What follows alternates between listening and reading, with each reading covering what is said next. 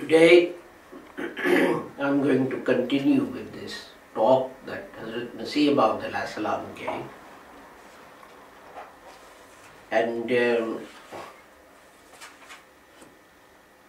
this is from Malfuzat, volume 2, pages 103 to 105. And the promised Messiah discusses here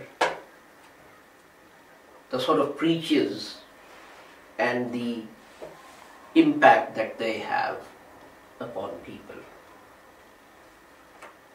He says, the unworthy and the polluted cannot listen to the words of truth, justice and wisdom. And when something of spiritual knowledge and wisdom is put to them, then they do not consider it, but carelessly put it aside. There is no doubt in it that those people who speak the truth are few.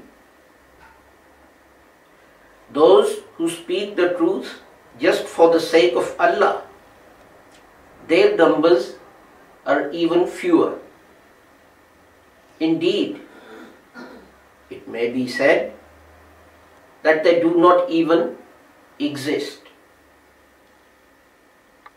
Generally, when preachers preach, their real purpose and objective is simply this, that they acquire something from people and gain something material.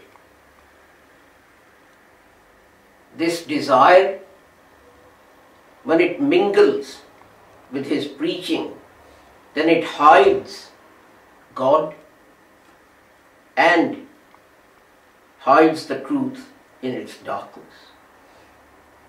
And the fragrance of joy and wisdom, which, by listening to the words of divine, which permeates our hearts and minds and perfumes our souls, is buried under putrid smell of selfishness and the love of this world. And in the gathering where such preaching is given, people call out that these words are only to earn bread.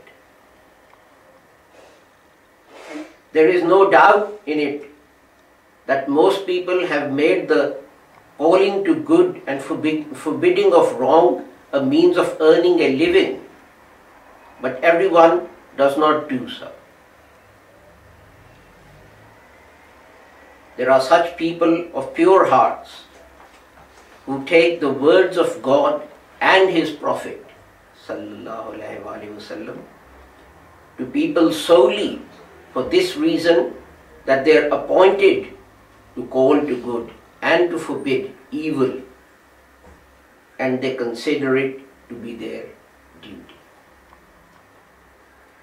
They desire to earn the pleasure of Allah in this world. The station of a preacher is a lofty one, and it is as if it has the dignity of prophethood in it, for love of God, if done for love of God. The preacher also finds in it an opportunity to reform himself, for it is essential that at the very least, by his own deeds, he shows people that he acts in the same way as he preaches.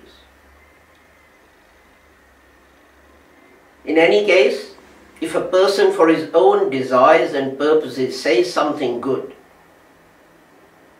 that we should avoid, and because the person is saying it for some personal desire, should we avoid it? What he is saying is in itself good. It is incumbent upon a pure-hearted person that he should consider what that person is saying. it is not essential that he should debate the reasons for this preaching. It is true that we should look at what is said and not who is saying it. In this way, a person may be deprived of accepting the truth and within him foster seeds of hate. For if he is a seeker after truth, then what has he to do with finding fault with others? If the preacher gains some advantage by it, what has it to do with you? Your purpose is to seek out the truth. There is no doubt that these people start preaching without regard to time and occasion. And when preaching, do not keep the needs of time in mind or the ailments which afflict their audience. On the contrary, they keep on describing what they want to say in different words. If the way in which the Holy Prophet sallallahu alaihi wasallam addressed people is carefully considered by them, they would have learned how to preach. A person comes to the Prophet sallallahu alaihi wasallam and asks, which is the excellent virtue? The Holy Prophet replies, generosity.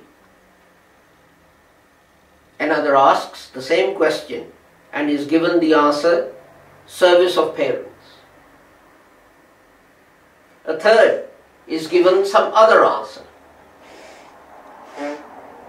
The question is the same, but the answer is different on each occasion. Most people have stumbled upon this, and the Christians have on such hadiths laid many objections. But the foolish ones have not thought about this beneficial and holy manner of answering. The secret in this was that the Holy Prophet gave the prescription of the treatment for the kind of ill the person came with. One who had a habit of miserliness, the best virtue for him could only be to forsake that habit.